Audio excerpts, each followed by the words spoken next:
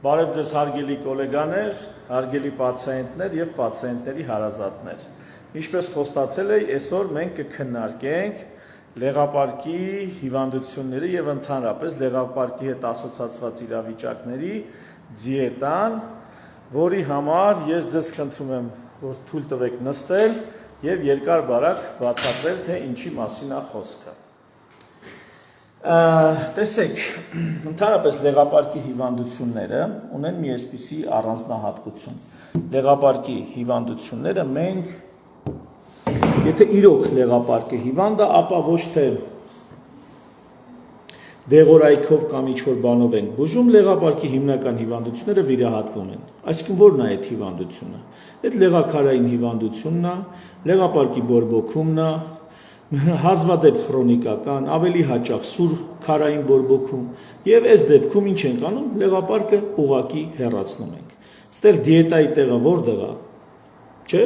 որտեղ է դիետայի տեղը, եթե լեղապարկը հեռացնում ենք։ Ուրեմն սկսենք ամենահաճախ դեպքից, երբ որ լեղապարկը հեռացված է և լեղապարկը հեռացված, լեղապարկ չունեցող մարդկանց ասում են, որ պետքա դիետա պահեք կամ այս մարդիկ մտածում են, որ իրանք պետքա դիետա պահեն։ Իրականում դա այդպես չի։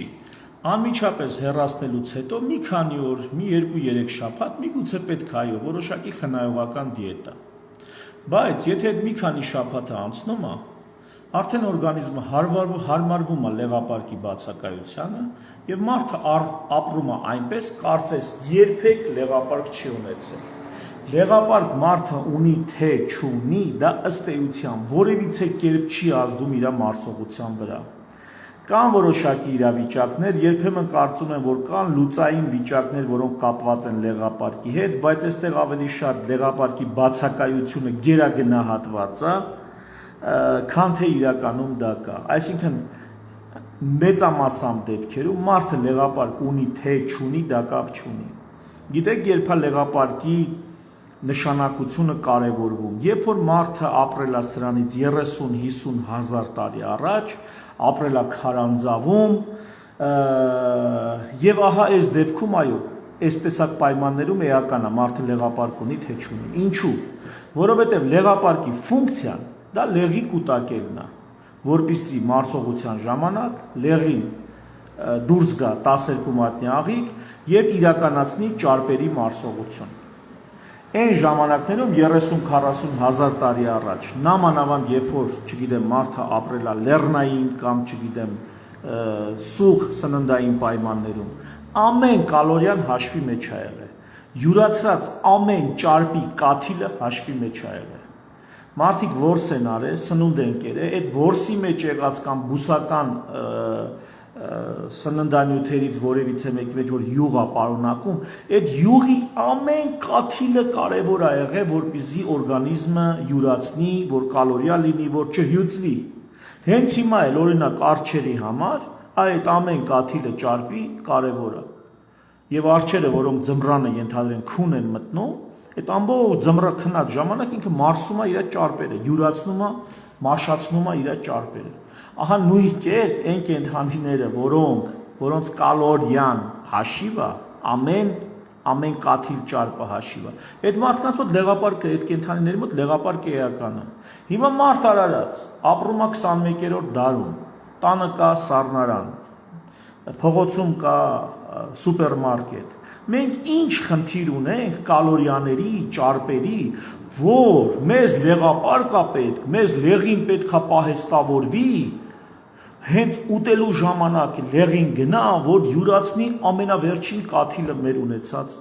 մեր ընդունած սննդի մեջ եղած ճարպի։ Ոչ, մենք այդ կարիքը չունենք, հակառակը, մենք կրակն ենք ընկել մեր սննդի մեջ եղած ճարպի ձեռքը։ Մեր դարը, մեր դարաշրջանը, մեր օրոք ապրող մարդիկ ինձնից սկսած, կրակն ենք ընկել մեր սննդի մեջ առկա ճարպերի ձեռքը։ Դրանք սենս շատ են մարսվում։ Մենք կալորիաների դեֆիցիտ չունենք, հետևաբար լեղապարկ մեզ պետք չի։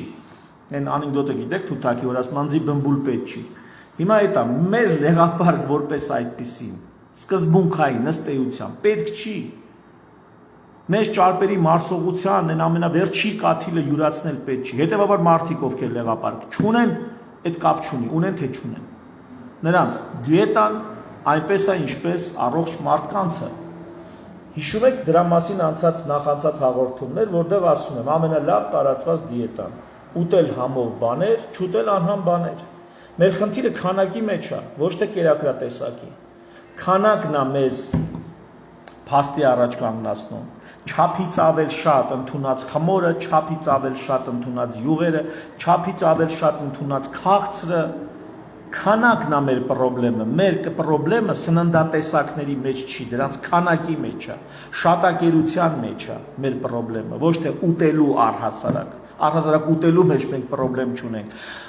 Որոշ մարդիկ ասում են լեղապարկից վիրահատությունից հետո ես չաղացա։ Շատերը չաղացել են առանց լեղապարկը վիրահատելու։ Ընդհանրապես տարիների ընթացքում գիրանալու հակում ունեցող օրգանիզմները, ճարպաբջջան կուտակող օրգանիզմները, մի օր սրա մասին առանձին կխոսեմ, չաղության մասին մի օր առանձին կխոսեմ։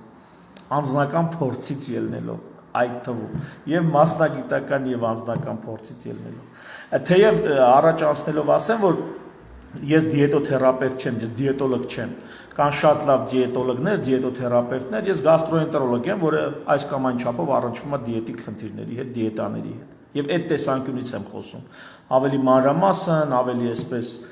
մանրակրկիտ եւ հանգամանալից դիետոլոգները, դիետոթերապևտները ձեզ ամեն ինչը կբացատրեն։ Իմ ասելիքը ախտաբանական իրավիճակներին է վերաբերվում, որոնք ոչ թե բուն դիետոլոգիական ախտաբանություններ են, այլ գաստրոենտերոլոգիական կամ վիրաբուժական կամ հետվիրաբուժական բարդություններ են։ Ահա մարդիկ կան, որոնք ասում են լեղապարկը վիրահատելուց հետո ես չաղացա։ Ոչ, դու լեղապարկը վիրահատելուց հետո չչաղացար։ Դու ուղղակի չաղացար։ Լեղապարկը վիրահատությունը այդ ճանապարհին ուղղակի մի իրադարձություն է, որը հիշվում է։ Շատերը առանց այդ լեղապարկը վիրահատելու տարիքի հետ այսպես թե այնպես քաշ են ավելացնում։ Մյուս հարցը, որ լեղապարկը վիրահատված պացիենտներին հաճախ խորհուրդ են տալի ուտել քիչ-քիչ եւ հաճախ։ Իրականում այդ հաճախ ուտելը պահպանվում է, քիչ-քիչ ուտելը չգիտեմ ոնց, եւ բնականաբար, օրինակ օրը մի անգամ, երկու անգամ ուտելու փոխարեն որ 4-5 անգամ ուտես, բա կչաղանաս, բա ինչ կանես։ Այդ քիչ-քիչը մոռացվում է։ Հաճախ ուտելով մարդը չաղանում է, բա ինչ անում։ Բա գիրությունը հիմնականում ինչի հաշվին է։ Գնում գալի մի փուճուր բան կծում, գնում գալի մի փուճուր բան ուտում, մի հատ պեչենի էստեղ, մի հատ շոկոլադ այնտեղ, մի հատ կոնֆետ այնտեղ, մի հատ պաղպաղակ ստեղ, մի հատ բրդուճ ստեղ, այսինքն բացի հիմնական հաց ուտելուց նախաճաշ, ճաշ եւ ընթրիք։ Այսպես ձեռքի հետ ուտելուց, բա չաղանում է մարդ, բա ինչ անում։ Դա լեղապարկի վիրահատության հետ որևիցե կապ չունի, լեղապարկ չունենալու հետ որևիցե կապ չունի։ Այստեղից եկանք հասանք այն խնդրին, որ մի խոսքով մարդու լեղապարկը հեռացված է, թե ոչ, դա ոչ մի կապ չունի։ Լեղապարկ չունեցող մարդիկ հիվանդներ չեն, նրանք նորմալ առողջ մարդիկ են։ Ու նրանց այն գլխից էլ կարելի էր ասել, լեղապարկ պետք չէր։ Այս դարում լեղապարկը որպես այդպիսին որևիցե նշանակալի ֆունկցիա մեր մարսողության մեջ չի իրականացնում։ Եթե տանը կա սառնարան, իսկ բակում կամ չգիտեմ, փողոցում կա սուպերմարկետ։ Անցնենք մյուս խնդիրներին։ Այն հիվանդները, որոնք ունեն լեղապարկում քարեր, ունեն բորբոքում, պրիստուպներ են ունենում, սա պարտադիր է նշել, պրիստուպներ են ունենում եւ դեռ չեն վիրահատվել։ Ահա այս մարդկանց կա դիետա։ Այս դեպքում պետք է դիետա մինչև վիրահատությունը։ Չկա դիետա, որ այս մարդկանց կօգնի, որ իրանք ազատվեն վիրահատությունից։ Այդպիսի դիետա չկա։ Միգուցե 10 վիրահատելու տեխնացուն, 10 ենթասուր կամ սուր խոլեցիստիտով, քարային խոլեցիստիտով պացիենտներին, միգուցե մեկը չվիրահատվի, վերջը տենցել մարսի գնա, բայց ինի մոտ ավելի բարդություններ են զարգանալու, մեծ խնդիրներ են լինելու, այնպես որ եթե կա քար, կա լեղապարկի բորբոքում եւ կա պրիստուպներ, ապա վիրահատություն։ Եթե չկա պրիստուպներ, ապա ոչ մի բան։ Հիմա այս մարդկանց մոտ, ովքեր պրիստուպների ունենում են եւ պլանավորում են վիրահատություն։ Մինչեւ վիրահատությունը, որպեսզի չլինի լեղապարկի կրճատում եւ այդ քարերը լեղապարկային ճնշումը չբարձրանա, պրիստուպային ցավը չմեծանա, կա լեղապարկը խնայող, լեղապարկի կրճատումը, այսպես ասած, խնայող դիետա։ Դա որ դիետան է, երբ որ սննդից բացառվում է կոֆեինը, առաջին կոֆեինը, ինչի մեջ է պարունակում կոֆեինը, սուրճի մեջ, թեյի մեջ, շոկոլադի մեջ, կակաոյի մեջ, կոկա-կոլայի մեջ։ Այս 5 բանը բացառվում է։ Սուրճ, թեյ, կակաո, շոկոլադ, կոկա-կոլա։ Այս կոֆեին պարունակողները բացառում ենք։ Եվ յուղ պարունակողները, ինչը ժարիտները տապակած սնունդը, այսպես թե այնպես յուղոտ է, որտեղ երբ որ տապակում ես, ինչ ուզում ես տապակի, ուզում ես ձվածեղարա, ուզում ես միս տապակի, ուզում ես կարտոֆիլ տապակի, ինչ էլ տապակես, գուբկայի նման, սպունգի նման իր մեջ է յուղը կուտակում։ Այս կուտակված յուղը արդեն լեղապարկը կրճատվելու ուժը խթանա, եւ սա բերում է ինչի պրիստուպի առաջացման, եթե կա քարեր ու կա բորբոքայի վիճակ։ Ուրեմն յուղն ենք բացառում, առաջինը բացառում ենք տապակածը, երկրորդը հալած պանիրները, յուղալի պանիրները, չգիտեմ, ու կապ չունի այդ յուղը կենդանական է թե բուսական, հեչ կապ չունի դա ձեթ է թե սալ է, խոզի մսի սալն է, թե չգիտեմ, մի հատ սալատ է ընդամենը, որի մեջ բանա ձեթ է, բանա ձիթապտղի ձեթ է խառնած, դա հեչ էական չի։ Յուղը լեղապարկ է կրճատում, ուրեմն բոլոր տեսակ յուղոտ սնունդները պետք է բացառվեն։ Յուղոտ սնունդները, ասես թթվասերը կարա յուղոտ լիմացուն այդքան էլ չէ, թթվասերը, յուղոտ պանիրները, ու ամեն ինչի մեջ յուղ կա էլի, սալը, խոզի միսը, եւ լեղապարկը կրճատող հատկությունն է յուղ է պարունակում, իր մեջ ընդեղենը, ընկույզը, ֆիստաշկան, ինչ ասեմ, պնդուկը, սրանք էլ են յուղ պարունակում, սրանք էլ են կրճատում լեղապարկը, ուրեմն սրանցից էլ պետք է խուսափել։ Եվ ամենավերջինը ձվի դեղնուցը, ձվի դեղնուցը առաջացնում է լեղապարկի կրճատում։ Հետևաբար ձվի դեղնուցից պետք է խուսափել։ Այս որ հիվանդները, կրկնում եմ, ովքեր մինչև վիրահատությունը պատրաստվում են վիրահատության եւ մինչև վիրահատությունը ընենց անենք, որպեսզի պրիստուպ չզարգանա, ահա այս դիետան պահում են։ Այն հիվանդները, որոնց մոտ պրիստուպ մի անգամ եղել ու անցել է եւ լեղապարկում քարերը մանր են, նրանք էլ նույնպես կարող են այս տեսակ դիետա պահել։ Այսինքն էլի ըստ էության պիտի վիրահատվի, բայց ոնց որ գլուխ է պահում, չի ուզում, հələ ուզում է ձգձգի։ Էլի այս դիետան պիտի պահի։ Մնացած խնդիրները, օրինակ լեղապարկի պոլիպներով պացիենտները, այստեղ ոչ մի դիետա պետք չի, բացարձակապես։ Եվ մինչև 1 սանտիմետր չափ ունեցող լեղապարկի պոլիպները ընդհանրապես ոչինչ չեն կանում։ Կոպիտ ասած հիվանդություն չենք համարում։ Ամենաշատը տարին 1 անգամ ստուգում ենք, եթե 5 մմ-ից մեծ է պոլիպը, իսկ եթե 1 սանտիմետրից է մեծ պոլիպը, արդեն պիտի լեղապարկը հեռացվի։ Իսկ եթե լեղապարկում պոլիպ կա եւ կան քարեր, համ պոլիպը կա, համ էլ քարը։ Այդ դեպքում էլի լեղապարկը պիտի վերացվի, անգամ հեռացվի, անգամ առանց պրիստուպի։ Բայց այս մարդկանց դիետա չենք առաջարկում։ Նորմալ առողջ մարդու պես ուտում են համով բաներ եւ չեն ուտում անհամ բաներ։ Այդ ունիվերսալ դիետան հիշեք, ուտել համով բաներ եւ չուտել անհամ բաներ։ Օրինակ պոլիպով հիվանդները, կամ հիվանդները չէ, մարդիկ, ահա այսպես են անում։ Բանը լեղապարկի ֆունկցիոնալ խանգարումները, օդի սֆինկտերի դիսկինեզիա կամ լեղապարկի դիսկինեզիա, էլի որևիցե դիակ բառը հիշեցի, Աստված իմ։ Դիետա որևիցե պետք չի։ Այս ֆունկցիոնալ խանգարումները որևիցե դիետա չի պահանջում, այլ պետք է բուժես այս ֆունկցիոնալ խանգարումները։ Չնայած այս դիագնոզների հետ ես այդքան էլ հաշտ չեմ, ու շատ հազվադեպ եմ այս դիագնոզը դնում, մի խոսքով, ինչու դա մեծ առանձին մեծ ու շատ խորը մասնագիտական քննարկման կարիք ունեցող առարկա է, թեմա է, դա հիմա դրա մասին չենք խոսա։ Էլ ինչ կա, մեկ էլ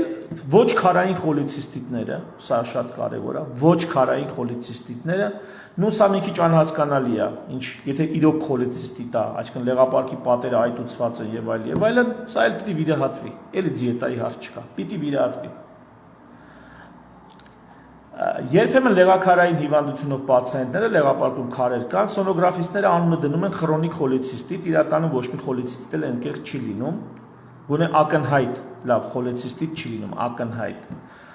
Նու այս դեպքերում էլի դիետա պետք չի։ Եթե հանկարծ մի օր քարը կշարժվի կամ խցանի ծորանը պրիստուպ կառաջանա, ապա գնում եք եւ վիրահատում եք։ Մինչեւ վիրահատությունը կարաք դիետաներ պահեք, մինչեւ հերթը հասնի վիրաբույժի։ Նու էսա լեղապարկի դիետաները, ավելի բան լեղապարկի դիետաների հետ չկա։ Ինչու չկա, կրկնում եմ, որովհետև լեղապարկ հեռացված մարդիկ այլևս հիվանդ չեն, նրանք առողջ մարդիկ են, գրեթե նրանց դիետան ոչինչով չի տարբերվում առողջ մարդկանց դիետայից։ Իսկ մինչև լեղապարկը վիրահատելը, եթե լեղապարկի բուժում պահանջում է միայն, գրեթե միայն սուր քարային խոլիցիստիտը կամ ենթասուր քարային խոլիցիստիտը։ Անլավ երբեմն հա խոլեդոխոլիցիազը ոչ թե բուժում պահանջում է, բայց սրանց դեպքում դիետան խիստ ժամանակավոր բնույթ ունի, խիստ այնքան մի քանի օր դիետա է պահում, մինչև գնա վիրահատվի։ Այն մնացածը, որ վիրահատության ցուցում չունեն, նրանք դիետա պահելու ցուցում էլ չունեն։ Այսինքն, եթե բժիշկը ձեզ խորհուրդ չի տվել գնալ եւ հեռացնել լեղապարկը, ուրեմն դիետա էլ ձեզ չի ասի։ Կամ դիետան կասի պայմանով, որ դուք, ասենք, չգիտեմ, արդեն 2 անգամ պրիստուպ ունեցել եք, հիմա եկել եք առանց ցավերի, պլանավորում եք առաջիկայում մի շաբաթում, 10 օրում, մի ամսում գնաք լեղապարկը հեռացնեք, ասում են, ավես դիետան պահի միջև կհեռացնեք, կպրսնեք։ Թերևս այսքանը, ես չգիտեմ, ինչ որ հարցեր կան կամ ինչ որ բան բարիատրիկ վիրահատությունից հետո եւ ոչ միայն բարիատրիկ վիրահատությունից, բարիատրիկ վիրահատությունը դա երբ որ ստամոքսը վիրահատում, փոքրացնում են կամ աղիների հետ այնպես են կծմծում, որ մոշում մարդը նիհարի։ Դա միայն բարիատրիկ չէ, ընդհանրապես նիհարող մարդկանց մոտ լեղապարկի քարերի առաջացման ռիսկ կա, մեծ վտանգ կա։ Լեղապարկի քարերի առաջացման ռիսկ կա նաև հղիության ժամանակ։ Հղիության ժամանակ իհարկե ոչինչ էլ չենք անում, եթե խնդիրներ չկան, ոչինչ էլ չենք անում, բայց բարիատրիկ վիրահատությունից առաջ, նույնիսկ առաջ, կամ վիրահատությունից անմիջապես հետո։ Եվ ընդհանրապես, եթե մարդը տրամադրվել է կտրուկ քաշքցի, այդ թվում միջև մի քանի տասնյակ կիլոգրամ, խորհուրդ եմ տալիս լեղապարկը ջրիկացնել, տալ լեղին ջրիկացնող դեղ, այսպես ասած ջրիկացնող, դա ուրսոդեզոքսի խոլաթթուն է։ Ուրսոդեզոքսի խոլաթթուն լեղուն տալիս այնպիսի հատկանիշներ, որպեսզի քարեր չառաջանան։ Բայց սա արդեն ուրիշ թեմա է, եթե ուզում եք, հիմա ասեմ, շատ է երկարելու լայվը, եկեք ուրսոդեզոքսի խոլաթթվի մասին, հատուկ այս դեղի մասին, ինքը շատ լավ դեղ է, շատ հետաքրքիր դեղ է։ Հաջորդ կամ այն մյուս թեման սրա մասին կլինի, հաջորդ թեման ջուր խմելու մասին է լինելու։ Այսքանով եկեք սահմանափակվենք, հետևեք ինձ, անպայման կխոսամ այդ կտրուկ նիհարելու արդյունքում առաջացող քարերի մասին եւ դրանց կանխարգելման մասին, անպայման կխոսամ, մի քիչ էլ հղիների քարերի մասին կխոսամ, բայց հաջորդ թեման լինելու է ոչ թե սա, այլ լինելու է ջուր խմելու մասին, թե ինչպես պետքա եւ ինչքան պետքա ջուր խմի մարդը օրվա ընթացքում, սա կարծում եմ շատերիդ կհետաքրքրի, որովհետեւ լուրջ թեմա է, ամենայնպես այդպես է ներկայացվում։ Ու թերևս այսքանը, շնորհակալ եմ ուշադրության համար, ուրիշ հարցեր բան չկան, հա, վсё, հաջորդը ջրի թեման է, դրանից հետո կխոսանք ինչի մասին, կխոսանք այդ ուրսոդեզոքսի խոլաթթվի մասին, այդ կտրուկ նիհարելուց լեղապարկում քարերի առաջացման մասին։ Շնորհակալություն ուշադրության համար, միշտ օր հանդիպում։